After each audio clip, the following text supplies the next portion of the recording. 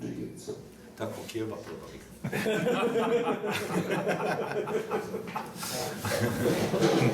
Na slovenskem to ne zveni tako dobro, neče se reče jedra.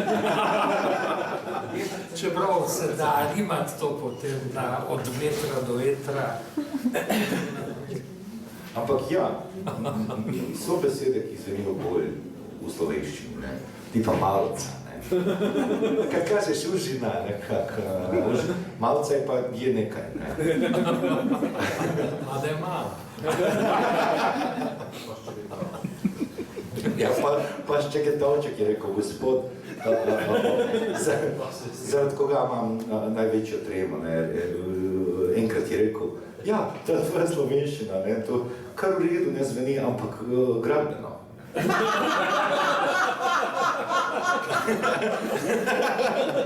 Građevinski riječnik građevinskog slovenskog.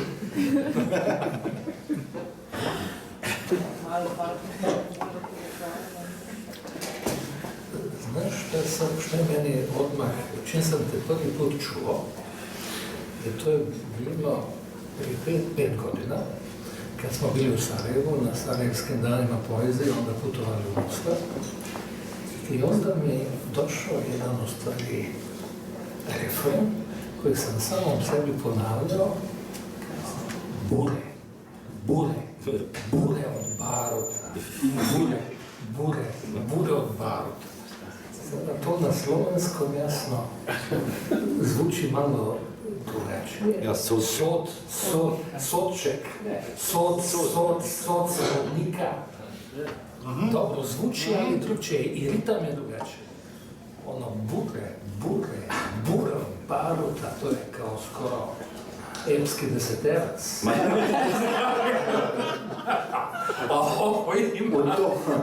U to nema nikakve sumnje. U to posljednje nema nikakve sumnje. Jer kako si ti poznalac klasičnih ritmova poezije, možda i najveći kojeg ja znam, ja kad sam to počeo studirati, ja sam rekao, ne, ti ovo nećeš sladiti. Francuski 14, pa talijanski 11, pa ne ide to tebi, prijatelj. Ne ide to tebi. Znaš šta, tebi nije potrebno da to brojiš, mislim, nego ti to imaš. Ma ja imam tih 7 osmina, 9 osmina, 5 četvrtina i deseterac.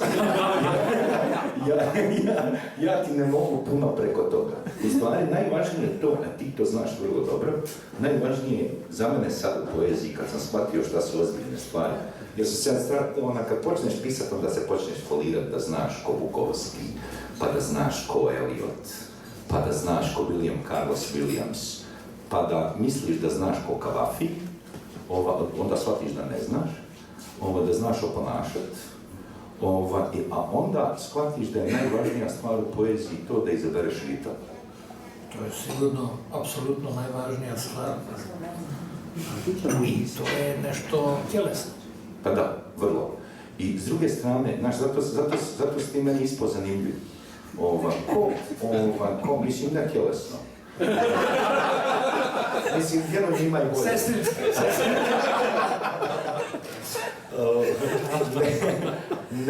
Nego zbog činjenice da ti si išao pisat EP 2016. godine. Nije, to je, recimo, sada će to završiti, to ima godinama da to radim, ali sigurno pitanje ritma je tu apsolutno ključno pitanje. Ali kao što znaš i pitanje je slike. Pitanje slike. Zašto su ove moje pjesme, nadam se, odgovarajuće ovom vremenu i zašto je tvoj ep odgovarajući ovom vremenu? Pa zato što je ovo jedna vrsta predbiblijskog vremena. Ovo je jedna vrsta predbiblijskog vremena u kojem na probleme određene sredine, a sad je svijet globalizacijom postao bitno manja sredina nego što je bio dok nije bilo globalizacije, barem ja tako mislim. Ne možeš sad, mislim, znaš, mislim da se ne uvrijedi neko, ali ne možeš sad pjevati pjesme Helene Blagne, a očekivati da se baviš ozbiljnom muzikom. Dakle, u tom smislu je užasno bitno da sadržaj odgovori, kad smo kod brojanja ritma, da sadržaj zapravo, da ritam pravi sadržaj, a sadržaj odgovara formi. Ja mislim da smo mi forme izgubili. Da se klasična forma pjesme polako gubi pred onim što jezik od nje traži. Nešto, recimo, moje iskustvo pisanja epa jeste u tome da sam osjetio od samog početka da potpuno držanje metričke forme da bi uzrokovalo monotoniju i da ne bi bilo u stvari u kontaktu i u srazmjeru sa istinom vremena. I tu je ono veliko pitanje. Kada su ti naši praočevi pričali te priče uz ognjište, ritam im je bio potreban da bi u stvari mogli da zapamte 1000 stihova. Inače bi bilo to nemoguće.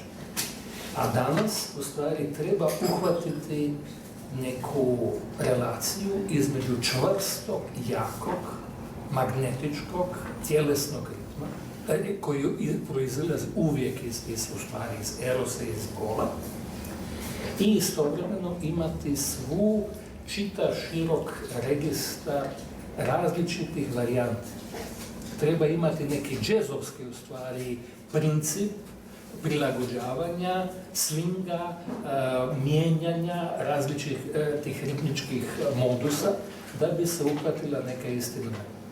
I to je recimo bilo jedno od velikih pitanja koje sam u stvari pišući, hodajući u stvari kroz taj tekst nekako nalazio te veoma različite ritmove sa uvijek nekom kičmom koja jeste čvrsta i koja mora da nosi u stvari ritmički cilj. Da. I kod tebe... Pa znaš šta, eto, tu nema, mislim, znaš kako ti je to objašnjenja epskog pjesnika nužno su duža nego objašnjenja lirskog pjesnika. A ovdje se više ne zna ko je ko. Što je dobro. Da, ali to je Miles dobro rekao u ovoj svojoj autobiografiji. Mi smo odsvirali tu 56. ulicu, tamo su svi dolazili Dizzy, bla bla, Charlie Parker, Ornette Coleman, Bill DeArango, to.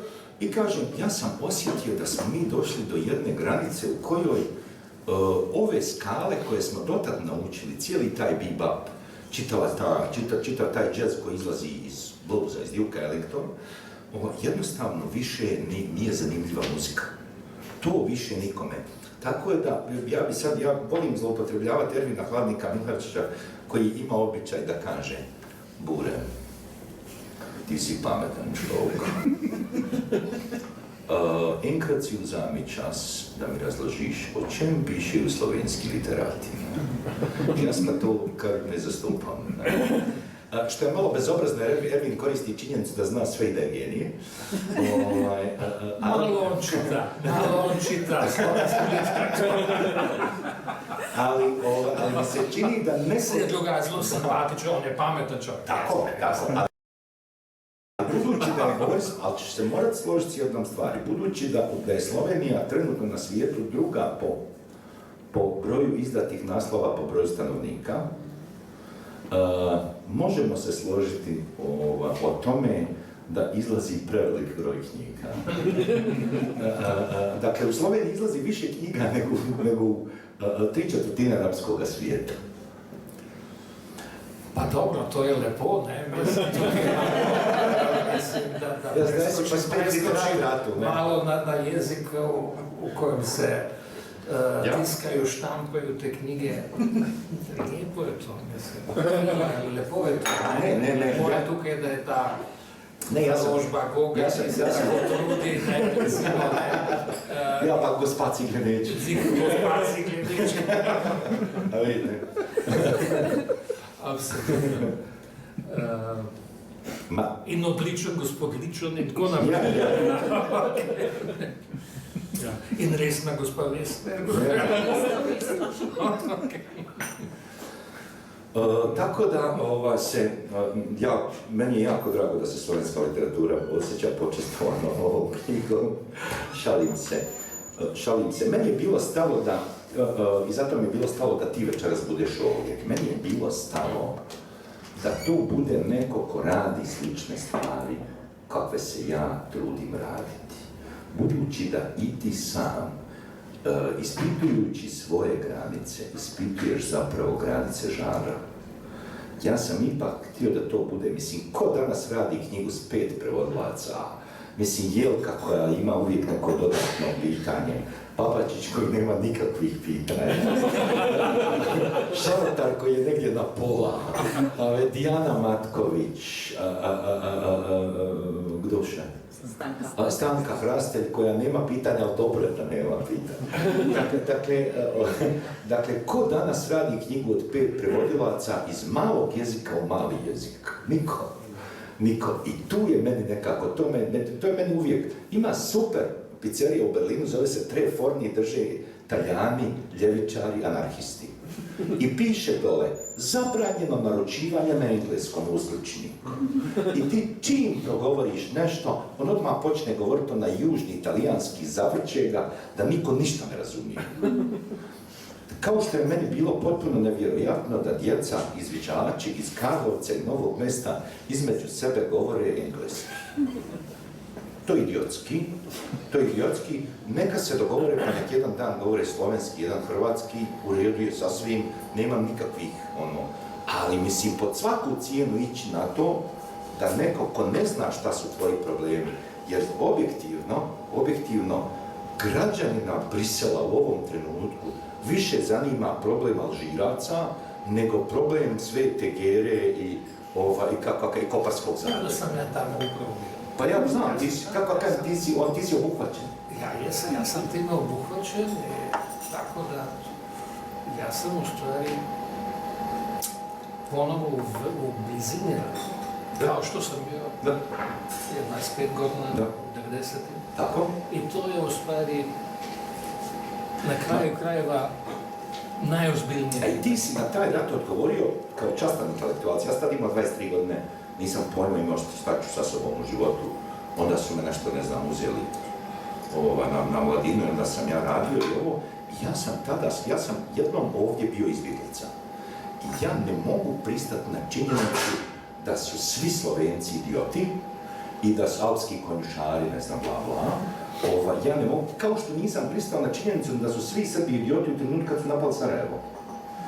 Ti si na taj način pokazao izvjestan nivo odgovornosti. Ja sam tako upoznao i Vladu, Kreslina i dakle upoznao sam neke ljude čiji senzibilitet meni odgovarao u smislu da posjeduju odgovornost prema činjenici da su u pitanju, nije samo u pitanju nacionalna kontekstualizacija, nego obrazi cijelih naroda.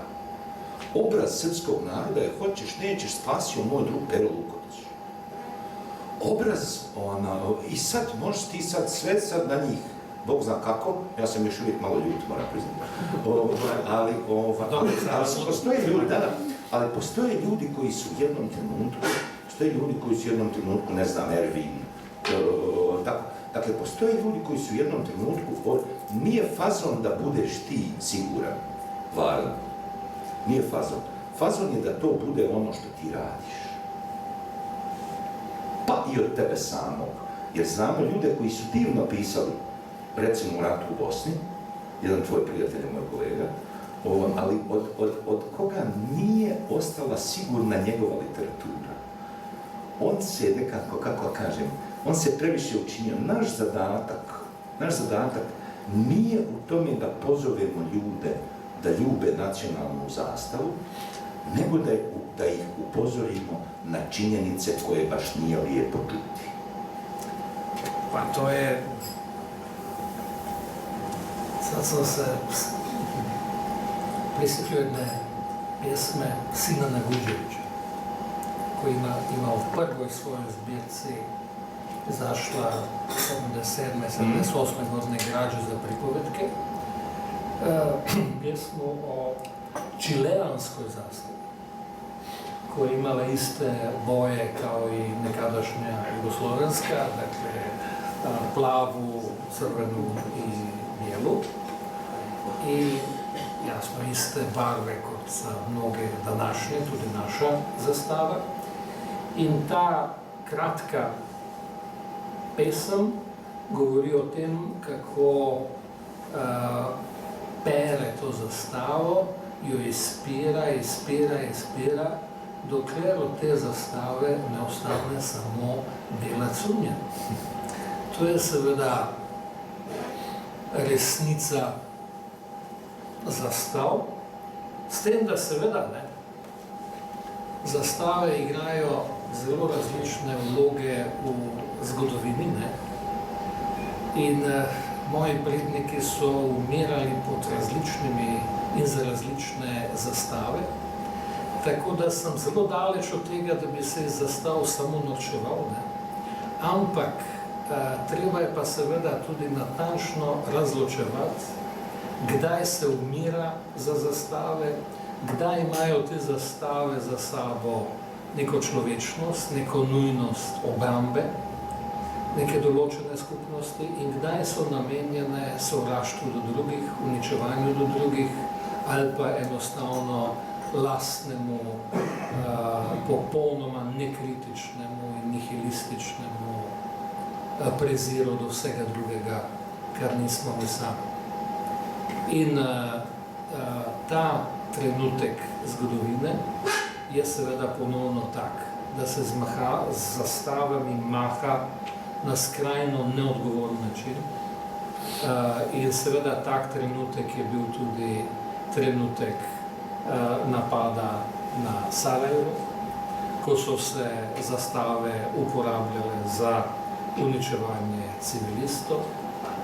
Jaz pa se recimo spomnim trenutka, ko smo šli mladi avangardistični pesniki brat v mladinsko delovno brigado leta 1993 in sta Milan Kleč in Jure Perovšek, potem ko ne bi šli spat in so spuščali zastavo, zvečer tisto zastavo poslala, ker je bilo seveda nepojmljivo dejanje.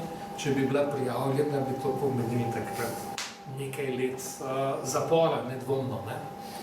Tako da seveda smo v tistih avangardističnih časih čutili do zastav zelo zdravo distanco. Kot rečeno, pa seveda se te stvari zelo, zelo spreminjajo, in to, kar seveda je danes predvsem nevarno, je seveda, se bojim, povzdigovanje zastav, ki za sabo pravzaprav nima nikakršnega poguma, razen strahopetnosti tistih, ki sovražijo drugače. In to je seveda žal tudi resnica mnogih današnjih držav, nedvomno tudi resnica današnje Slovenije. In tukaj smo seveda pri teh ključnih vprašanjih zgodovine. In pravzaprav ključno vprašanje Ahmedovih pesmi je vprašanje med bolečino in zgodovino. In Ahmed je mojster ravno v tem, da najde podobe, ki so zelo zemeljske, konkretne, ki so obenem večpomenske, ki so vzete iz doživete izkušnje in ki kažejo, kaj se s posamezniki dogaja v zgodovini. Pesmi, ki so zbrane tudi v tem izboru Vrata raja, so v veliki meri povezane seveda tudi s tragedijo njegove Bosne in Hercegovine, tragedijo obleganja Sarajeva in so presunljive ravno v tem, da brez kakršnega koli sentimentalizma kažejo grozo nasilja, obenem pa dostojanstvo ranljivega posameznika, tudi možnost ljubezni znotraj teh popolnoma nemogočih vojnih razmer. In tukaj seveda so antologijske pesmi na ključne teme poezije od seveda njenega nastanka v temi časa, se pravi pesmi o ljubezni, o slovesu, o smrti, o prijateljstvu in seveda po drugi strani o izdajstvu, o soočanju z nekdanjim prijateljem, ki je pristal na drugi strani teh političnih in vojaških novih meja, o mučenih, o strašnih stvarih, ki se dogajajo po zaporih, o samoti. Veliko je čudovitih pesmi, ki priklicujejo mater. Skratka, tukaj so temeljne človeške situacije, ki zmeraj najdejo svojo avtentično, najbolj avtentičen jezikovni izraz ravno v poeziji. In vrednost Ahmedove pesniške govorice je ravno v avtentičnosti, pristnosti, s katero te boleče izkušnje izreka in nas na ta način seveda sooča tudi s vprašanji naše človečnosti, nečlovečnosti. Ta poezija gotovo neizogibno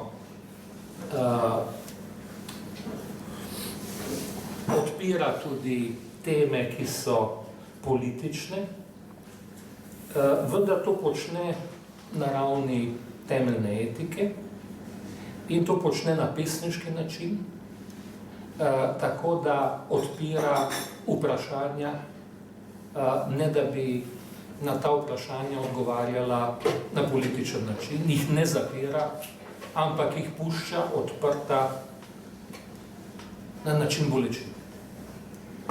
Da je ta bolečina obenem presvetljena z lepoto, z ljubeznijo in tudi s humorjem, je velika milost in je seveda tudi po eni strani gotovo, da značilnost njegovega Ahmedove osebne poetike, po drugi strani pa gotovo, da tudi ena izmed kvalitet bosanske kulture, ki je znala v najtežjih trenutkih zgodovine bolečino izražati tudi na način humorja, ironije, avtoironije. In to je seveda velika vrednost te poezije, ki bolečine ne razveljavi, temveč jo ozemlji in jo tudi nam jo približa. Tako da, ajmo malo da pričamo o tim temama. Ajde nešto da nam pročitaš. Nisam ja tako pametan da bi znao sve o čemu mislim. Ti si pametniji od mene, Bož, zato sam ti zvao. Znaš šta, ja uspješno blefiram, znaš šta? A dobro, možda je to neka vrsta pameti, recimo. Ja sam recimo bio prepao kako će Stanka Krastelj prevest pjesmu Sve rijeke teku. Zato što je to poznata reklama, barem bila u Jugoslaviji, ona ima svoj ritam. Ta je reklama glasila, ako se sjećate, imbecilna je kao i sve iz tog vremena, ali je u tom smislu genijalna. Rekla je, pa da, Kona Radenska sa onim Albancima koji bacaju oni bacaju kugle sladoleda na savršen. A ono Radenska, svi smo veseli. A poslije toga katastrofa biblijska. Ja se prepao zato što to teče rijeka i vidiš neko se vozi u kajaku. Mislim da je to opet su radili Slovenci, tu je marketing. Teče rijeka i ti uopće ne kontaš zašto teče rijeka, nije ti jasno to iz toga. Onda vidiš da odjednom onda se pojavi neki veslač i neka cura. I oni kažu, sve rijeke teku od izvora prema ušću, samo Sana teče prema vama. Ja sam se radila. To je toliko glupo izgledalo. Ali i nikad nisam znao u životu šta ću, pošto sam ja tako leksikon priličnih budalaština. To kako kažem, tu se susreću zaista veliki broj nepotrebnih svemirskih čestica koje tvore logički sistem nepoznat, čak i imaocu isto. Ali u jednom trenutku ja se sjetim, mi smo otišli u Sanski most, imali smo neko čitanje na Sarajevskim danima poezije i tu se dogodila sljedeća zgodbica. U se rijeke teče, u prijedu se peljamo po dolini Sane. U se rijeke teče izvira proti morju, jedino Sana kvašen obzorju. Su rekli u reklami ko smo mislili da je Keratevim tovarna keramike. Samo 2 leti pozneje su 4 prostore spremenili u taborišće, ker su taborišnike pretepali do smrti Fikreta, Fahrudina, Ilijaza, Uzeirija i nekega Jova ki je bil poročen s muslimanko, ker vse reke teče od izvira proti morju, jedino Sama kvašem obzorju. Medtem, ko beremo pesmi upokojenim profesorcam za jezik in nekemu paru s fotoaparatom, za katerega se bo pozneje izkazalo, kaj počne tu, čutim, da mi se v vrat zabadejo gosti, ker vse reke tečejo od izvira proti morju, edino Sana kvašemu obzorju.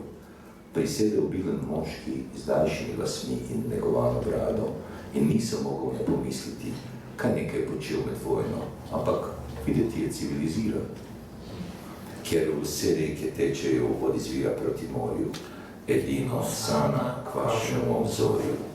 Tudi on je prebral pesem, potem smo šli v Sanski most, most iz sanj in se dolgo pogovarjali, kako se ljudje ob vodi drugačni od tistih skribov, Krajišnici in jaz, ker vse reke tečejo od izvira proti morju, edino Sana kvašemu obzorju. Videl sem znak Privredne banke. Moj oče je tam, ko smo mislili, da je Keratevim tovarna keramike gradil računalniški center, Krajišnici in on. Nekoč je bilo to povezano. Ob vikendih se je navdušeno vračal, jaz sem pa spet sanjal, ker vse reke tečejo od izvira proti morju, edino Sana kvašemu obzorju. Spali smo v hotelu, kjer je bil leta 95 štab Željka Ražnatovića Arkana. Stene so predirali kriki, ki jih je obzori skušal prekriti neprimerno glasen ezan žamije. Vprašal si, zakaj se vsi obnašajo, kot da se ni nič zgodilo. Govorili smo o naših pesniških dosežkih in se vrnili v Sarajevo. Poroča tu društvo pisateljev, da je vse potekalo v najlepšem redu, da smo uspešno zaslužili dnevnico. Ob vrnitvi v društvo nas je že čakala fotografija sedečega gospoda iz Prijedora, ki prebira svojo pesem.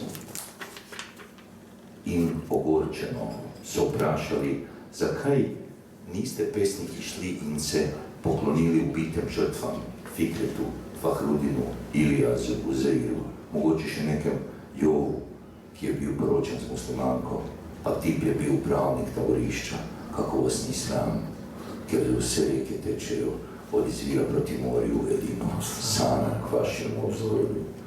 Na branje ga je povabil kolega, pesnik, ki je bil tudi sam ujetnik v taborišču in rekel, znači vi ne pravite o tem.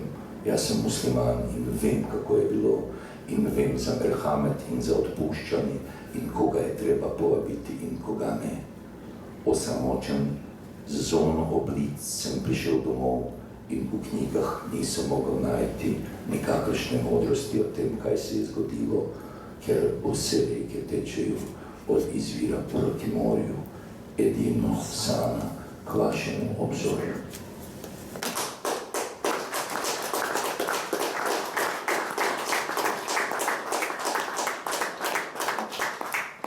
Da.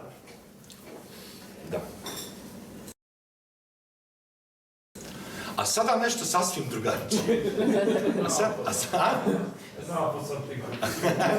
And now something completely. Meni je drago da su ovdje braća iz naroda, Filip Tokac i Obro, jer kad smo došli, bio sam na probi njihovoj, ja nekako tako djelujem osmozom, ja ne znam baš puno o karijere, kao što i vidite iz ovih pjesama. I onda sam se nekako skompanio, kad sam prvi put došao u novo mjesto, skompanio sam se, preslušao sam dan i rekao, aha, ovaj tip, tad nisam ni znao Tokca, samo mi je Babačić rekao da postoji neki tip Tomislav koji živi u Novom Mestu. I onda kad sam čuo šta on pjeva, onda sam shvatio, aha, tip ima iste frustracije koja nije važno da li u životu pobjegneš 60 ili 6000 km daleko. Važno je da te drmaju iste stvari. Onda smo se mi nešto skompanjali, pa sam ja to slušao pa ono i da bi sklopili to neko prijateljstvo. I odem ja kod Cvete Šalija u Slona i mi tamo krenemo sad pivo po pivo, priča po priča. I kaže, Mitja, izgubio si novčanik. To nije Cveto.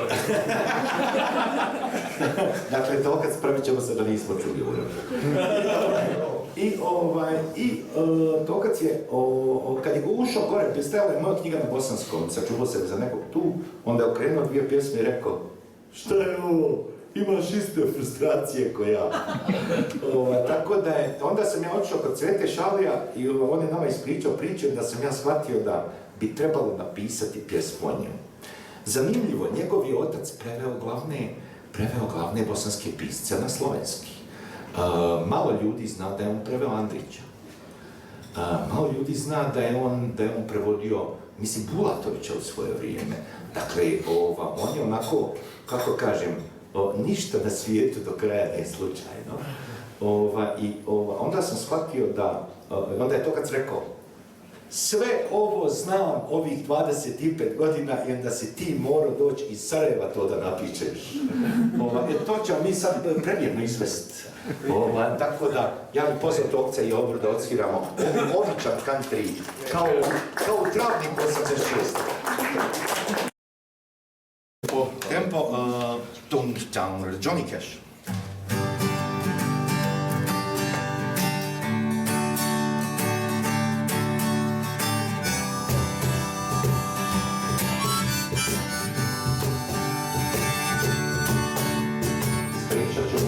Priču s jednom, a koja nema dužan kraj.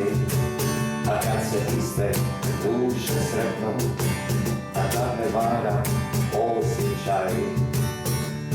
Stali smo za šankom tako, radio sam moj slon. A pivo po pivo, priča po priča, a onda je krenuo on. A slušao sam otvorenih usta, vi sigurno znate taj fol. Kad živiš za ono nešto, a to nešto je rock'n'roll. A skidao se dobri zapah, i Dubi i lauvao George. I Vička je stari, ni već takih kitaristov, ko što je bio on. U Rotterdam šli smo busom i brao se je folk festival. A Peter Campbell i Tom Paxton, što znali su u čemu je stvar. Kasnili smo par sati a men je tražio on. Da smo prišli u ta pravcaj i zauzdaje, ja i Van Morrison. I sad kad stignem tamo, mene vuče ista stvar, da slušam njegove priče i vidim ti oči u žar, a meni ničeg nije žao, a vidio sam svijet i sve to, al mogu da kažem samo, a više nema ljudi kao sve to. Postoji i stara pjesma, a gremo na pir u slon, a pa mi već zlatni cajtov izgoreva deliva za sto. Nije, sad jedno čuo sam da svira, za dan svijeća i već tako već.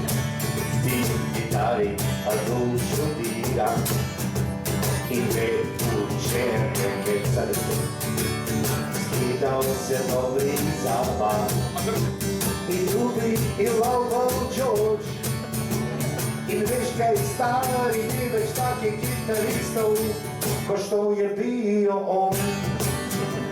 A kad bi birao pravo, on svakako bio bi car, al život me pita ko kuda ide, i baš u tome je stvar. Sad je priča na kraju, noć i noć i dan za dan. Na WC-u nekdo napiše Cveto nimfoman, a verli me pito njega. On pokaže srednji prst i nerode tada kao kveta su idioti koje vami pomeriše, a kukasti krst. A na svijet je danas drugo, kapital i botox. I nego već takvi zgubici, ko što je bio Music Box. A zdaj su drugačni cajti, a druga su vremena sad. Ali, vjeruj mi stari, ja malo znam te stvari, zbog takvih preživi grad. Ako zratiš u to mjesto, odmah skontaš taj lik, a takve ne srećeš često. On je pravi umjetnik, a skidao se dobri zapad, i Dubi i Lobo George, i Viškaj to kad snim već takih gitaristov, O Boga mi. ko što je bio on.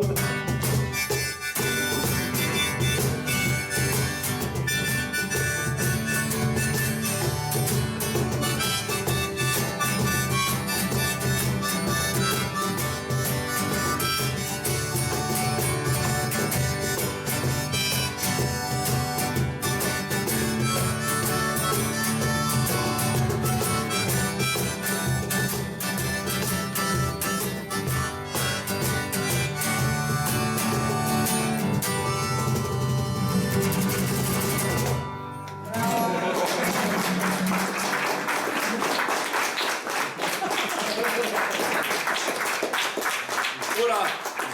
I slučajni prolaznici.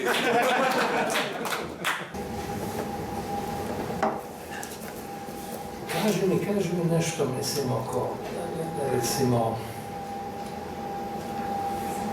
kakva je tvoja relacija do tvojih prethodnika u Bosanskoj, recimo, do Izeta Sarevića, do Trifunovića, recimo. Sve ti znaš. Ja snimam, izvinjavam se, ja nemam sreće sa klasicima sadašnjim, jer sam jedine dvije tužbe koje sam u životu dobio od Džemaludina Latića, koji sa Alijom bio u zatvoru i pripadao ovim mladim muslimanima, i što bi se reklo našeg najvećeg živućeg klasika Abdullaha Sidra, tako da nemam sreće, znaš. Sa prethodnom generacijom da, pogotovo sa Duško i Izet. rekao si dva osnovna ishodišta, ako mogu tako da kažem. Međutim, ja moram priznati jednu drugu stvar. I ja to uvijek nekako kažem, pa se to meni malo i ne oprašta. Jednom kad smo izabrali neka programski savjet, nečega što se zove Televizija Sarajevo, da su rekli, aha, Slovenac. Tako da, zbog toga, vrata izgleda. Nije mi bitno, mene je u poeziju ipak više povukla generacija slovenskih pjesnika iz 70. Zajic, Ković, kasnije Esad i Aleš, nego bosanski pjesnici. Jer se meni ta blizina njemačkog činila skoro savršenim materijalom za literarnu poeziju. S tekstovima za pjesme je bilo drugačije. Buldožer kad je odlučio da pjeva na srpsko-hrvatskom, znao je zašto to tadašnje, BCS, što mi je na maternjem jeziku. I to je Duško Trifunović, mislim, pisao mnogo tih tekstova. Tako, i to su najbolje pjesme, to pristao sam biti sve što hoće. Tajna veza, to su masterpisi tog žanra. Ja sam da nešto privodio, mislim. Da. I to je, kako ti kažem, i to sumnjam da se može dobiti slovensku. Vjerovatno si ti to dobro preveo, ali se to do kraja ne... Ja sam druge njegove pjesme prevodio, za Kiku Sarajlića, kako kažem, imaš najmanje 3 Izeta Sarajlića. Imaš po Drugo svjetsko ratnog Izeta Sarajlića, koji onako na krilima ruske literature, onako, sve je to onako široko, ona slavenska duša, patosovo, i to meni nije pretjerano dobro. Imaš Izeta Sarajlića... Ima dobri pjesama, mislim, rođeni 42. Tako. Onda imaš Izeta Sarajlića sa kraja 60-ih, koji je meni vrlo dobar. To vidiš da je on polako se otresao malo tih naplavina ideologije, da to sad radi u jednom potpuno drugom registru. Imaš Izeta Sarajlića iz 90-ih, koji je onako otrovan, ali da viš piše iskreno. On je bio tada ranjen čovjek, znaš. Tako. Njega je jako voljelo da mu prijatelji iz Beograda nisu pisali, tako da... Ma mislim, to je ta generacija. Kako kažem, ni dan Zajic nije završio život baš onako kako bi ja htio, politički. Ja bih volio da je to bolje završio, mislim, ako smijemo reći. Ali ostaje ta poezija u kojoj, kako kažem, tih nekoliko pjesama koje te... Mislim, kad ti napišeš 72. stih,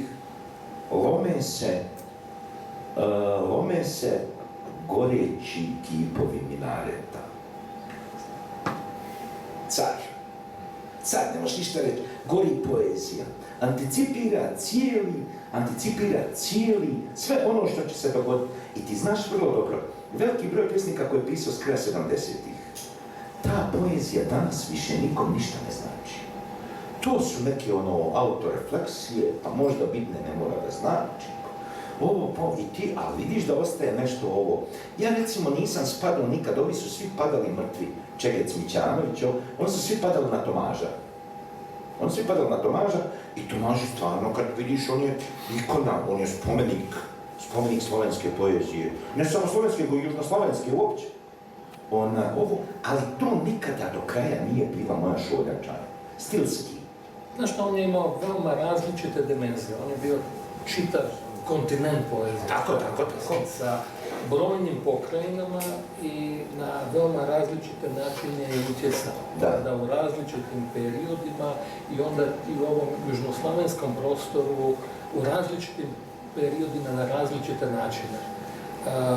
Ali sigurno, apsolutno veliki gigant. Ali vidiš, meni je uvijek zanimljiviji bio Kocbek. Kocbek je, jasno, to je najvećih pjesnika, ne samo slovenskih, 20. stoljeća. Kako ti kažem, Česlav Miloš, čak su iste teme. Kocbek i Česlav Miloš su dva ista pjesnika. To je u 5 apsolutno. To je 5 deka. S tim da je ovaj bio jadnik pritvoren, ovaj emigrirao u Pacific Palisades, pa ga znamo kao Nobelovac. Ovaj morao sjediti u rožnoj dolini i javljati se svaki 15 dana na policiju. To je Kocbekova usoda je res zelo žalostna in v bistvu je zelo drago plačal pravzaprav tudi svojo lojalnost, če hočete, Sloveniji in tudi partizanskemu gibanju, česar mu pač partizanski tovariši, žal moram reči, niso vračali z enako dozo lojalnosti, milo rečeno. Ne? V tej zvezi recimo mi zdaj pride na pamet ena anekdota, ki sta mi jo njegova žal že mrtva sinova Matjaž in Jure pripovedovala, kako je Kocbek kupil neko zemljišče pri Radovljici v Lancovem z namenom, da bi si tam postavil neko hišo, ampak te hiše nikoli ni mogel postaviti, zaradi tega, ker so mu zmeraj prihajali številnimi birokratskimi problemi in nikoli mu niso dali dovoljenja, da si sezida to hišo. Okoli njega so se zidali 20, 30, 40, 50 hiš, ne. Samo tista parcela, ki jo je on kupil, nikoli ni dobila. To je drobna, zelo drobna zgodba o odnosu te družbe do velikega pesnika in seveda na koncu velikega pesnika antifašizma in osvobodilnega boja, ki je seveda to zelo drago plačal. Meni je veoma drago, da ti je Kocbek drag i za mene veoma značajan, kao recimo što je bio značajan i Dane Zajec, kojem sam mnogo pisao i sa njime sarađivao. Ali jasno mi je to da si se morao osloniti u stvari na one, recimo, pjesnike. Na ono što mi je ti je bliže kulturološki. Na ono što ti je bliže kulturološki, jer tu ima ta mala frka s jezikom, ali objektivno, to smo Duško Čaker i ja sad pričali kad smo išli iz Splita. Mi odemo tamo 700 ljudi, festival pri Čigin, Bog zna kakve smo mi zvijezde, super. Naravno, tamo napadnu Antu Tomića, udare ga nečim od onaj Šešir, ne znam, sve to na istu noć bude, i ulazimo Duško i ja ovdje u Sloveniju, i negdje smo tamo ispred Černomilja stali da zapalimo cigaru i da popijemo onu zadnju travalicu šibensku što smo ponijeli iz Splita. Ja kažem, vidiš Duško, moj jezik je u Splitu, ali ja se u Splitu ne osjećam doma, a ovdje se na neki način osjećam doma. Dakle, postoji ta kulturološka dimenzija u kojoj je zapravo ono što ti pišeš uvjetovano tom etičkom dimenzijom koja meni biva sve bliža kako stariji i nikako ne bih volio ukaljati sebe svojom poezijom i obrnuto, znači, recepcijom toga. Mene to, dakle, ako već znaš da je, čekaj Boži čovječe, imaš fotografiju sa drugog zasjedanja Avnija na kojoj su 7 ljudi. Tih 7 ljudi su Boris Kidrić, Edvard Kocbek, Ivan Milutinović, dr. Ivan Ribar, Josip Broz Tito,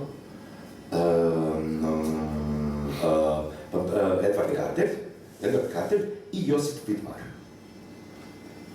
5,5 tih ljudi su Slovenci. 5,5 tih ljudi su Slovenci. Polovina je Broz, mislim. Polovina, jesno. 5,5 tih ljudi su Slovenci i Moša Pijade. Jedan je Jevrej i jedan Crnogorac. Sad, ne znam, nemoj ti men pričat priče. Nemoj ti men pričat priče, vidim ja. Kao što je otišao Matjaž Kocbek kod Zorana Mušića, velikog umjetnika u Parizu, da ga vidi. I on njemu kuca na vrata, to je kraj 70-ih, to je meni Matjaž pokojni priča u Sarajevu. Kaže, on kuca na vrata, Mušić otvara i on kaže: dobar dan, ja sam Matjaž Kocbek, sin od Edvarda, pa kolega, ne, slikar, pa to. A bi se lako pogovorila, ne. I stari Mušić odgovori: oprostite, ne sprijemam Slovence. I onda se ja shvatio da Mušić nigdje nije pobjegao. Mušić je zadržao onu istu paranoju, taman da je ostao u Dolenjskim Toplicama.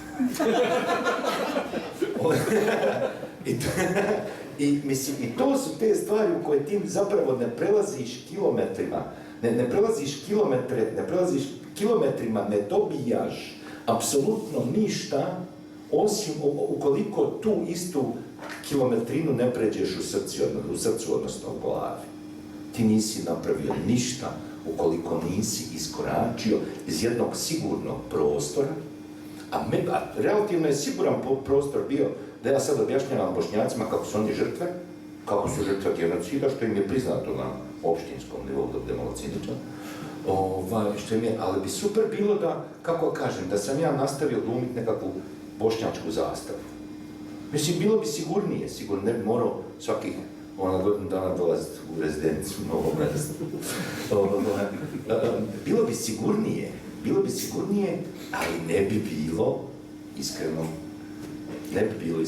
Onda bi moja priča o Kocbeku bila fazon, a ne bi ona bila ono što je mene u kulturološkom smislu odredilo.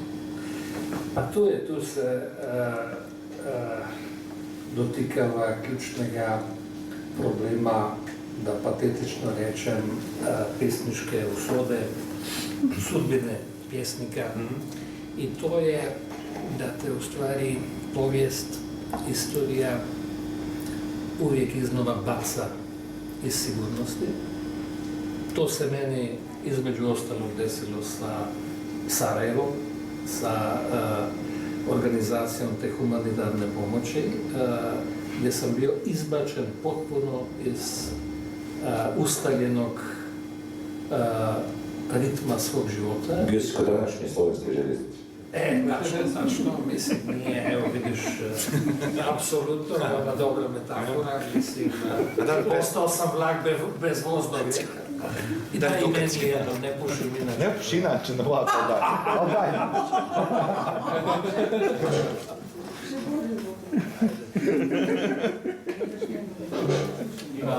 Dobro, nisam siguran. Evo.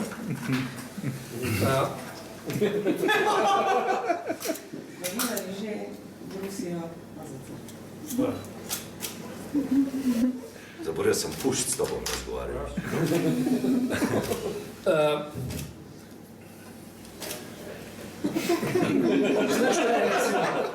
Znaš šta je recimo? Ovo je najbosanski.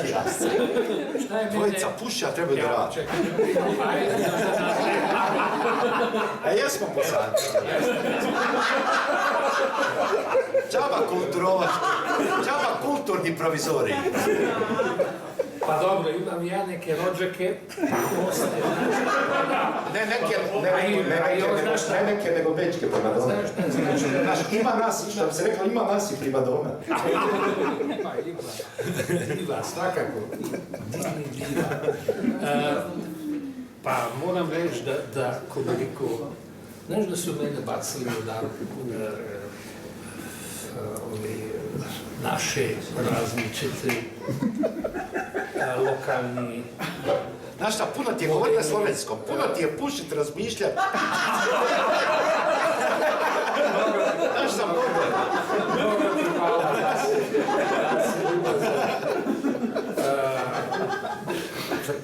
Iskal sem besede, da se ne preveč razjezu na ljudi, ki me že dolgo vrsto let mečejo iz Slovenije, češ da sem Bosan, Srb, da naj izginem domov, da sem ponaredil slovensko državljanstvo in tako naprej. Nije važno. Znaš šta je recimo mene veoma iznenadilo i o tome sam nešto napisao u svom Facebooku, u opsednutom Sarajevu. Veoma me je iznenadilo to kako su bile žene lijepe, u uslovima koji su bili strašni, kada nije bilo više nikakvih rezervi, odjeće, koje imaš još, recimo, uvijek ima nekih, nađu se neke rezervne pantalone, nađu se rezervne suknje i tako dalje, ali to nestane za godinu dana. I ono što sam imao osjećaj jeste da se u stvari u takvim trenucima ljudi brane ljepotom, da to postaje u stvari neko temeljno dostojanstvo. I jedna od tih priča o kojima sam napisao svojevremeno jednu pjesmu, vezana je u stvari za jedan sapun. To je sapun koji je Suzan Zontak, sa kojom sam imao korespondenciju kada je se pripremala da dođe u Sarajevo. Ja sam joj slao desetine stranica podataka. I ona je dala taj sapun svojoj prevoditeljici Ameli Simić, koja je ženi tadašnje pjesnika Gorana Simića. I ona, kad smo bili u posjeti Sarajevu, dala mi je taj sapun nekako da mi se zahvali za ono što sam radio. Ja sam se branio, rekao ne, hvala, ali ona mi je to nekako uturila. I ja sam imao tada, a jedva smo prošli u stvari veoma tešku situaciju, jer su nas egiptovski vojnici greškom vodili u stvari u oklopnom vozilu kroz srpske položaje, pa su nas tamo zaustavili i zahtijevali su da se otvore vrata vozila, tako da je bila opasna situacija. Ja sam imao uza se 30.000 maraka, ali u novčanicama od 5, 10 i 20, jer nije bilo veće, nisu imale nikakvog smisla u Sarajevu. I kad smo konačno došli, ja sam dao te pare bosanskom penu, koji je bio tada u formiranju, i mi smo zadržali otprilike 2000, još 5000 maraka da nam se nađe ako ostanemo u Sarajevu duže vremena da. I onda smo vidjeli da tamo bilo je društvo Slovenaca, Ivan Canka, koji je vodio naš prijatelj Koblar, muzičar. I onda smo vidjeli da je njihovo stanje veoma, veoma jadno. To je bilo obdobje, ko pravzaprav Slovenija, ki je takrat sprejela precej beguncev, ampak zaradi intervence tedanje nacionalne stranke so po 2 konvojih, s katerimi so se sarajevski, bosanski Slovenci evakuirali iz Sarajeva, s tem nehali in so sarajevski Slovenci ostali v obleganem mestu, tako rekoč brez pomoči Slovenije. In v tem trenutku pač smo se dogovorili s prijatelji, takrat so šli še Niko Grafenauer, Drago Jančar in Josip Osti, in sem pač tistih znak, kar sem ga še imel, dal tem Slovencem, temu društvu. In v tistem trenutku zagledam pač tajnico tega društva Ivan Canka, ki je bila Bosanka, in je zelo lepo skrbela za nas. In nisem imel ničesar za njo. In grozno me je presekal in sem mi dal potem tisto milo, ki mi ga je dala Amela Simić, kateri ga je dala Suzan Zontak. In sem na to seveda pozabil. Po 6 letih pridem enkrat ponovno v Sarajevo in na nekem literarnem večeru pride ta zelo lepa gospa in se mi zahvali za to milo. In ta zgodba o milu se mi zdi, da me na nek način se bolj dotaknila kot zgodbe o mnogo večjih trpljenjih, ker je zelo človeška zgodba. In je seveda zgodba na koncu o tem, kaj se dogaja z ljudmi, kako pač poskrbeti za lepoto in kako ohraniti to temeljno dostojanstvo. Da, sad je veliki broj asocijacija, ali Suzan je stvarno imala onu vrstu odgovornosti za koju misliš da intelektualac treba da ima. I kad smo se nas dvoje upoznali, ona je rekla, so, you are that Anne Bennett poet. Kao ti si taj nezabranjeni. Jer ja sam na početku odmah pobjegao iz Sarajeva jer su me falili ubiti za malo i izgubio sam oca u ratu. I ja sam dugo po povratku u Sarajevo imao neku vrstu grižnje savjesti u kojoj nisam htio objašnjavati ljudima kako im je bilo. A onda je život donio svoje i onda sam ja opet bio, jer sam ja ipak te formativne godine proveo u Ljubljani. No, a onda se pojavilo Susan je od nje odvela jednog tipa koji onako, mi u Sarajevu kažemo za takve ljude laufer. On se zove Hasan Lukić, živi sad u New Yorku, radi kao asistent Ene Libovic i pravi onaj sarajevski muvator, car je, zna sve, odmah sve napravi kako treba, vozi, jednom rukom vozi, drugom ugovara, trećom drži telefon ramenom. Sad je car, ja sam rekao, jao, ti radiš kod Eni, to znači da ti znaš svireni napravila veliku knjigu American Music gdje je potrošila $60,000 za jednu fotografiju da stavi Johnnya Casha nazad doma i da ga uslika sa unucima i zbog te knjige je bankrotirala. Što je meni bilo, ja sam rekao, pa ti znaš svi u Pekli Smeti, Kaže, ma znam, ali kaže, daj da ja tebi, kaže, ispričam. Kaže, prvo, ti, kaže, znaš Pušku, a Puška je sarajevski komandant ratni, onako, spadao je prije rata na one ljude koji su bili s one strane zakona u jednom smislu. Kaže on, meni u New Yorku samo fali, a ti znaš ove skulptore, pa bi ti to meni mogao napraviti. Da mi neko napravi statu Puške, da ga stavim u New Yorku, da ga gledam svaki dan. I sad, i kako zapravo, i onda je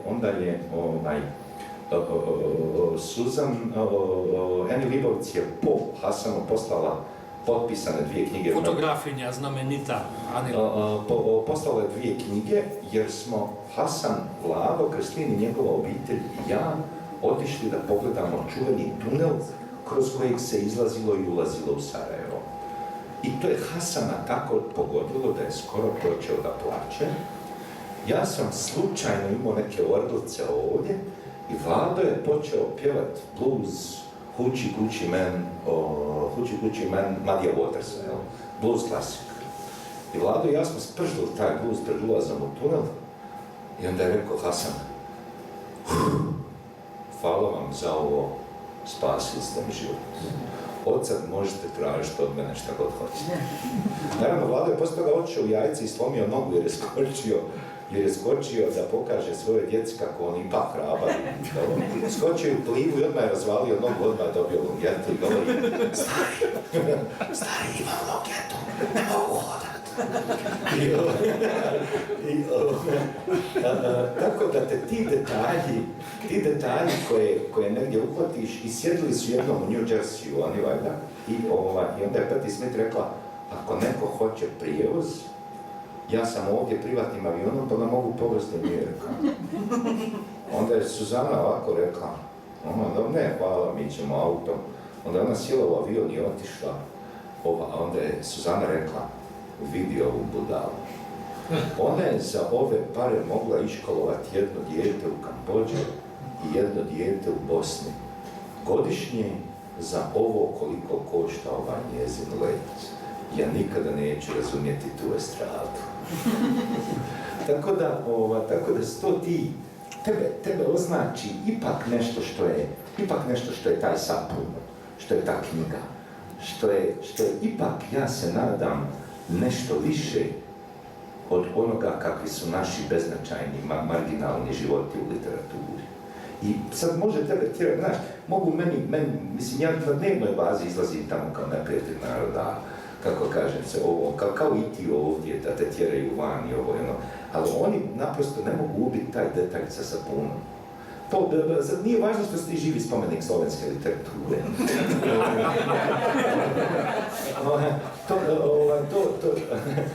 To nije važno. Važno je ovo što u toj literaturi stoji taj sapun koji pere obraz cijelog jednog naroda. To se lijepo rekao.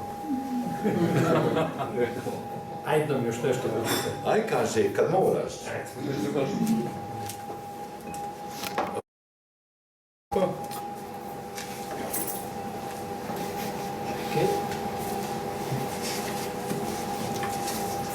ta bokserska, ne. Pa je rekao je golob, ne, ko mu je poslala Jelka, ne, pa je rekla, ja, pa to je poezija, katero jaz zastopam, ne. Tadej ima te bokserske, ne, Mačo Alpe, to, Alpe Adria literatura, to je pa, nekaj zaslužila s takšnim festivalom, ne se zajebavat svojim pjesnicima. Thomas Hans Sugar Ray Leonard. Ležim pri mami, med svojimi najljubšimi knjigami, v sobi, iz katere vedno idem na pot in v katero se vedno vračam. Prijatelj bokser mi pošlje sporočilo, da ponovno odpira restauracijo. Odgovorim, da sem počaščen, pesnik mora poznati vsaj enega bokserja. Ta športa sta si podobna in da bom gotovo prišel, če me ne ustavi bolezen. Zdaj je tretji dan, odkar me razbija vročina. 40 stopinj kaže stari termometer s italijanskimi oznakami. Normale, debole, media, forte in fortissimo. Sem med medije in forte, pol težka kategorija. Takšen sem bil, dokler me življenje ni nokautiralo. In vem, da me on razume. Ker to ni spopad titanov, Rumble in the Jungle, v Kinshasi, for the Black Power in za bratstvo i jedinstvo in za Mobutuja Sesea Sekon Kuja Wazabango. Mi imamo naša krščanska imena, oročina Thomas in Leonard. To je včasih tudi zahrbtna borba tistih, ki se hitro premikajo. In vročica je v resnici bokserski dvoboj, finale za združitev naslovov. Thomas Hearns proti Ray Sugaru Leonardu 16. september 81. v Las Vegasu, kar se je zgodilo v Vegasu, ostane v Vegasu. Na začetku je vročina Hearns veliko boljši, šopiri se, ima dolge ruke in bele svilene hlačke in udarja moje telo Leonarda s kirurško natančnostjo. Razbije me, ta, direkt kroše, direkt, ta, direkt kroše, direkt, udarec na udarec. Moja Leonardovska glava leti levo-desno, kot da bi igrali Ramonsi, kud idioti, za njimi tudi jaz. Ne smemo pustiti, da me dobi z aperkatom, potem je konec. V kotu najdem odrešilno svečko in jo stavim s fantastično preciznostjo zadaj. Na takšnih tekmah je vse dovoljeno, zakaj ne bi rekel, Hearns ima še vedno prednost, ampak Leonard se vrača, opotekam se, ampak zasvetila se je 15. runda. Zdrznem se, ko iz kota zaslišim očetov glas. Ne bodi pizda, to ni nič proti temu, kako udarjal Wilfred Benitez. Ni pomembno, ali si iz Sarajeva, kadar udarjajo enako močno, morda še močneje. Korčula leta 83. na največjem ekranu gledam, kako začne delati Hearns napake, udarjam ga skozi gard in triumfalno dvignem roke, ker vidim, da se je opotekal in naziv je moj, svetovni prvak v borbi s vročico. Virus je gospod povsod v mestu, kam bi prišli, če bi hodil za svako vročino bolniku na dom. Vzamite svečke, v 6 urah znižajo vročino. Sram me je, ker sem zmagal s pomočjo dopinga, ampak zmagal se me gledal v zobe. Nosil me po ringu, jaz sem pa Sugar Ray. Še vedno sanjam, da bom šel nekam na otok in se umaknil neporažen. Poezija je boks s povišeno vročino, ali proti njih.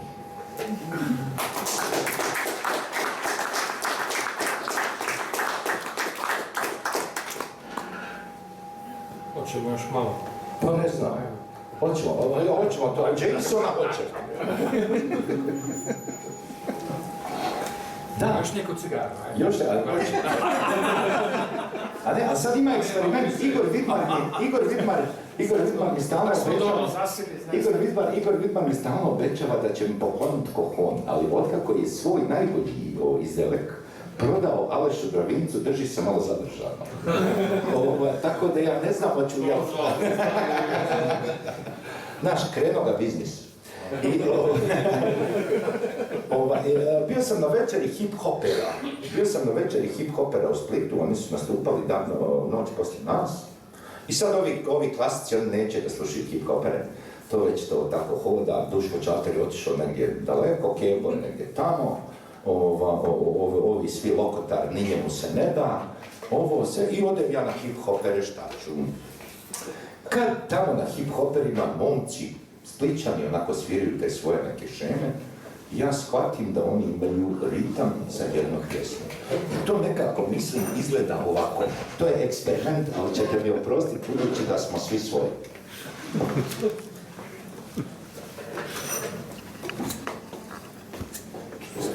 A stvar se naravno zove hipertenzija, jer je hip-hop. Stojalo? Jako. Evo tako je. Aha. Dakle, Ja tu pjesmu nikad ne bi napisao da nisam čuo te hip-hope. A onda sam došao, sad kad bi Obro bio onako, evo ga, kad bi bio solidaran, on bi došao svirati. če bi samo nekdo bil solidaren.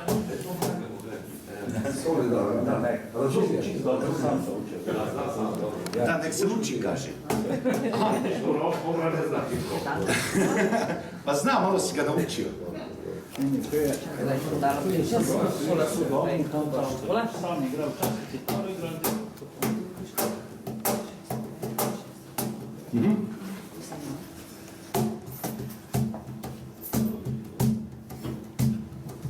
Jel vidiš ti kakav je svijet za nama ostao? Bog zna sam koliko ne ide na posao. Jel vidiš na šta nam život liči? Budale gore, zlikovaca ko u priči. Djeca na ulici se ne igraju lopte. Sjede za kompjuterom i vode kohorte. Kutiju Games of Thrones i traže nešto za zapalit. Mi sebe lažemo, ko ovo može platit. Hipertenzija. Ne mogu sastaviti ni za basket ekipu, nikom dobro, osim majmunima s debelim vratovima u džipu. Ekonomije lažne, prvo kupi fabriku pa je premjesti u Poljsku, Češku, ljudi na cesti, bez prava na grešku. Hipertenzija. Onda još malo prividne kurtoazije i eto našeg brenda, piće naše mladosti prave ga ruke iz jugoistočne Azije.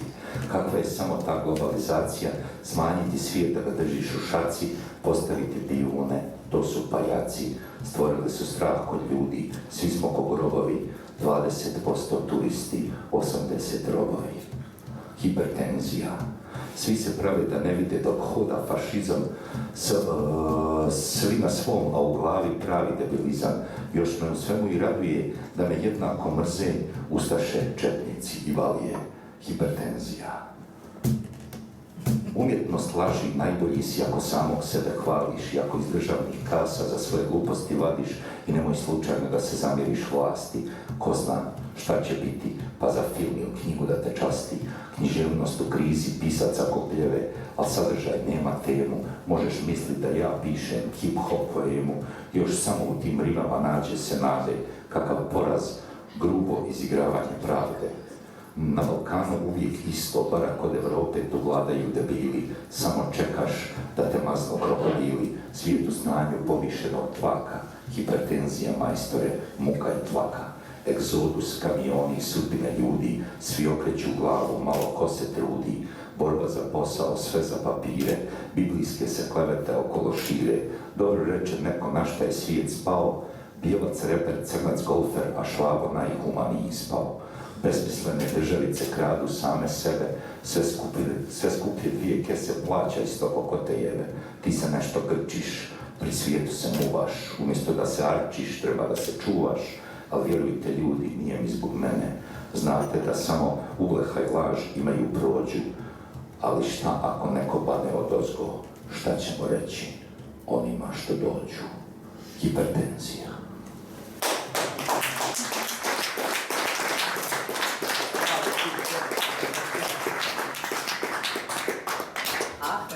MC. A ja da ne... Mislim, to je, recimo, to je film, to je veoma dobro, jako je. Ako dozvoliš jedan pametan komentar o ritmu toga. To je pravzaprav prastar ritam. To je ritam angliškega, starogermanskega verza, konca prvega tisočletja, začetka drugega tisočletja. Temu se je reklo akcentuacijska naglasna vezifikacija. In po navadi je to potekalo na to, da so v vsakem verzu po 4 močne naglase, število nenaglašenih zlogov je pa poljubno. To je pozneje bila osnova baladnega ritma. Čoser je ta ritmični princip. Kancellarijski ritm. Da, on je to marginaliziral, ker je upeljal jamski enajsterec evropske pesniške oblike in ta ritem je obstal na to nekako v kleti ljudske umetnosti, predvsem v spavankah, nursery rhymes, in se pojavlja na robu pesniške, splošne, uradne kulture in preživi. In se ponovno vključi kot zelo tvoren ritmični princip v rock in na to ga ameriški afroameričani, kot se pač politično reče, izbrskajo iz spomina jezika, iz kleti jezika in začnejo v tem ritmu pesniti in ustvarijo rap in hip-hop. Tako da to je osnovni princip je tak. So, from... To so vse prastari ritmi. Vsi ritmi so prastari. Pa ja, pa zato su nestali stari Grci, zato što su bili stari.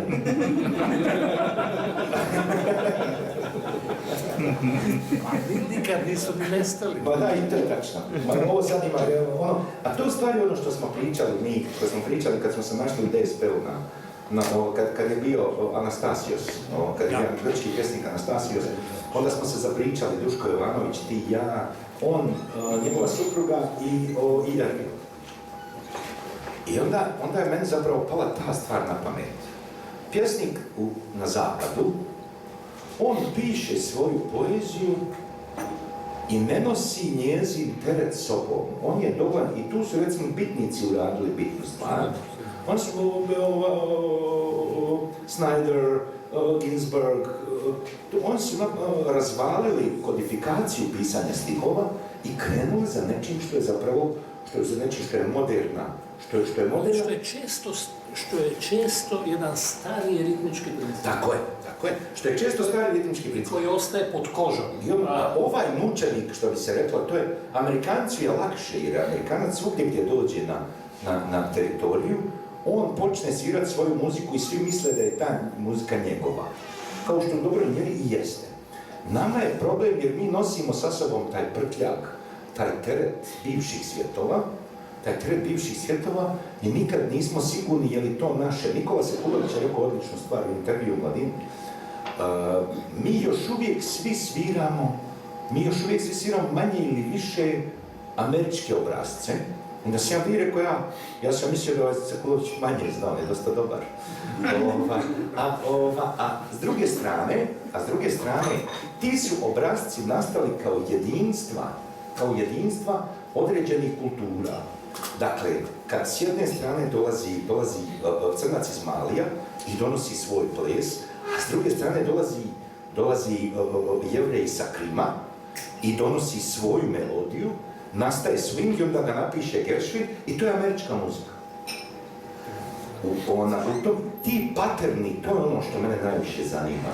Šta se s čime, koliko sreće. Jer ti kad vidiš da on odsvira jer nije džabe da je otis u spenu, kako se kaže prakljača, ono što se, daska kojom se pere vreš na slovensku. Perilnik, ja.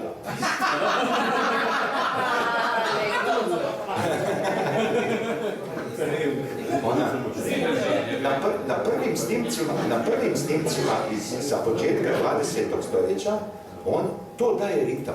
Ovo Otis Spann, Blind Lemon Jefferson, ovo nema udaraljki, nema obrštaralj, nego ide pranje, kao što su Auseniki svoj ritam vadili iz komušanja kukuruza. To je meni fascinantno. Postoji milion Oberkreiner bendova koji sviraju tu muziku, koja je 80% kretenska, što ga je 80% robovi 20% turisti, međutim, Auseniki su svoj ritam vadili iz skidanja zrna sa kukuruznog klipa. I zato je to drugačije i bolje od ostalih austrijskih bandova koji sviraju iste te budalaštine. Unutar toga, dakle, ovo kad neko otvori malo to, kako kažem, bolje je komušat kukuruz nego pričat glupost.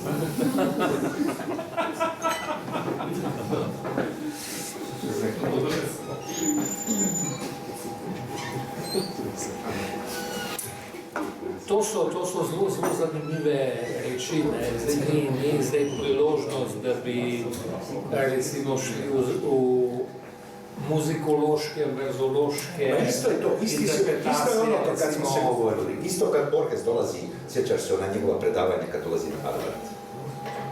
Kad dolazi na Harvard, on zapravo uzima stikove svojih kolega i pokušava razložiti iz čega su oni nastali. I oni su nastali iz pjesama indijanaca, iz zapisa, iz biblijskih zapisa konkvistadora koji dolaze i zauzimaju Južnu Ameriku. I ti vidiš da je cijela moderna poezija zapravo nastala iz toga. Mene, što bi se reklo, Bog zanima ako je jedan, ako ih je više, nisam zainteresiran. Jaz pa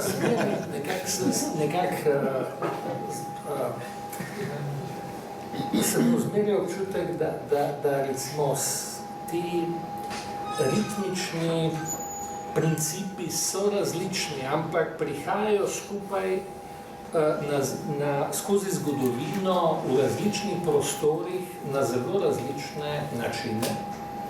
In pravzaprav to, kar čutimo kot ritem, ker se nikoli ne seveda vprašamo, kakšen je izvor ritma, ritem ima pa svoj spomin. In večina teh ritmov so stari tisočletji, samo da se mi tega ne zavedamo.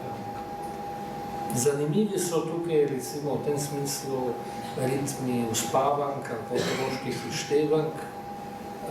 V vseh jezikih imajo popolnoma enako ritmično strukturo in mi bi rekli trohejski osmerec. In to je pravzaprav najbolj avtentičen ritmični izraz tudi slovenskega ljudstva. Ko otroci pišejo pesmi v slovenščini, pišejo samodejno v ritmu trohejskega osmerca. To je ritem, ki je bil v srednjem veku, ni pa seveda samo naš. To je starogrški trohejski tetrameter, dolg vers, ki je bil razdeljen na dve polovici, postal osmerc. In to je ritem, ki je potem odzvanjal v krščanski liturgiji. Zaradi tega seveda so ga naši predniki tako pogosto slišali. In to je ritem, ki ga je Prešeren utrdil s svojimi adaptacijami španskih romanc. In to je absolutno najtrdnejši ritem, ki ga tu slišimo po radiju. 90% vseh popevk je v tem ritmu. Drugo je vprašanje kvalitete besedil, ki so pogosto, se strinjam, kretenske. Ampak to je dejansko nekaj, kar je prastaro, ni samo naše, ampak je kar najbolj naše. In to je seveda kultura, ki... 10% je koruza, ne? Zmeraj je to ritem, ki je popolnoma stvaren, ki je konkreten, tako kot seveda tudi valčka, nihče ne zna zaigrati, tako kot ga zaigrajo Dunajčani, zaradi tega, ker to ni samo valček, zaradi tega, ker je druga doba malo bolj poda in tako naprej. Dvojka.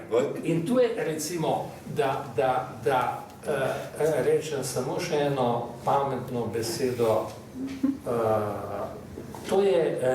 to je kultura, ki jo prenašajo predvsem ženske, ki se prenaša na otroke, in to je kultura, ki izginja, zaradi tega, ker se več ne pojejo uspavanke in ker se otroci več ne igrajo na dvorišču z izštevankami.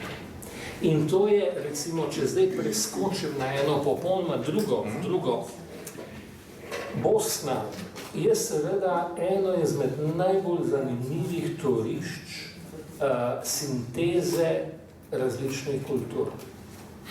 Tukaj imamo arheologijo različnih kultur, ki so vplivale tudi na druge kulture, zelo močno. Če pomislimo samo na Bogomile z njihovim vplivom na provansalske Katar, recimo v srednjem veku. In tukaj imamo različne tudi ritmične tradicije, ki so stopile v zelo plemenite sinteze. In recimo tukaj je recimo neko veliko bogatstvo, ki ga Ahmed, ko ste lahko tudi slišali v živo, jemlje to bogato tradicijo in jo pravzaprav ozemlji v tem zgodovinskem trenutku.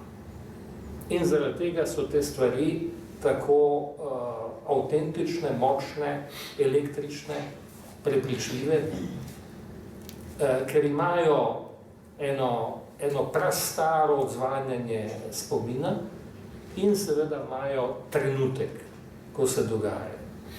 In seveda zaradi tega bojo tudi šle živeti. Kako rekel Clapton za Hendrixa, pio je s najveće gore izvora. To je to. U Tercinah, u njujorškom Virginu sem enkrat po noči iskal, sam ne vem kaj, neki bluzider. Stegel sam na stranišče, moško je bilo zaprto, poplaval, kaj? Navalil sam na ženskega, potegnil hlače dol in opravil. Pred vrati me je čakala afroameričanka u uniformi varnostne službe, poklicala je okrepitev. Autoritativno je upila u radijsko postajo, nagnala me kot Condoleezza Rice. Če misli, da je preživela kot jaz, bi rad rekel, da je imela prav, tudi če je muški WC pokvarjen, se ne spodobi olajšati se v ženskega. Niti če poplava, niti če iščeš kak posnetek iz New Orleansa. Razumem gospodično, teško je varovati takšno lastnino, kakšna je danes New York. Jaz ne bi mogel varovati čiste krvi prednikov, pa če dobim nazaj sveto zemljo, kaj šele moški WC, čista krije dobra leza, pasje dirke. Temeljna potreba po pisanju se skrije pred navalom ambicioznih sesalcev. Nisem prepričan, da je prav tako in ne poznam jih veliko, ampak zdi se mi, da je tamkašnja intelektualna elita predvsem sumljiv in podkupljiv svet.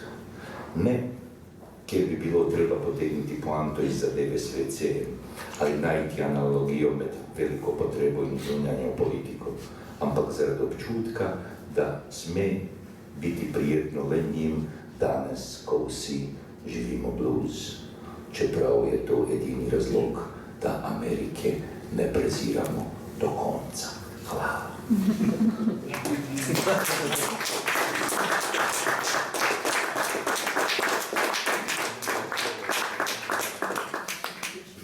Ja bi te samo, ako smijem, dodal jednu riječ ovdje, ali najti analogiju med veliko potrebo in zunanjo, analno analogiju. A ja. Pa veš šta, ti si pjesnik. Hoćemo mi dati malo Hoćemo mi malo dati publici. Hoćemo mi dati ljudima. Da malo. Hoćemo mi dati ljudima. Ma ne znaš što kaže Cane, kad narod nešto želi, onda mu treba dati. Ali ne previše. Baš da. Za Facebook je.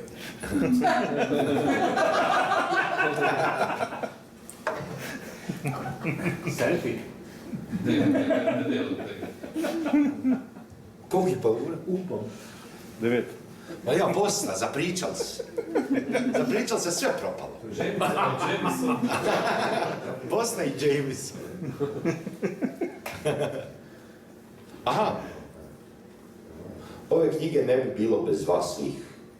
Ove knjige, ali ipak je ne bi bilo na kraju bez Jelke Ciklanečke. Tako da na početku i na kraju uvijek postoji neko kriv.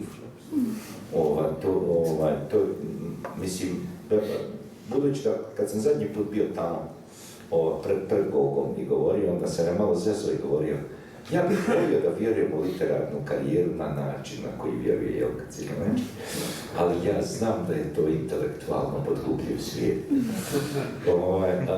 A sad shvaćao sam i onda nego ne može se primatu čovjeku ništa oduzeti. Ali ono najbolje u nama, i o tome je Boris govorio, i zato meni nije, zato ja imam malo otpora prema činjenici da je nešto žensko, a nešto muško pismo. Ako pišeš iz srca, svako je pismo i žensko i muško. Ali ipak zahvaljujući Jelkici Kornački. Hvala.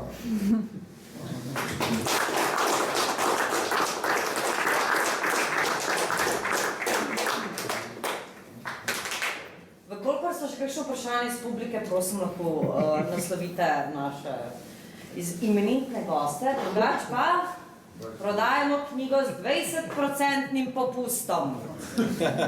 Tako da jaz sem zdaj tam postavila za računalnik, pa lahko si prijete do mene. Vse prodajamo z 20% popustom, če kupite 10, dobite 11 za ston. Tako da najlepše bi se zahvalila našim gostom, Ahmedu Buriću in Borisu A. Novaku. Prosim še en velik aplavz in vsi vabimo, da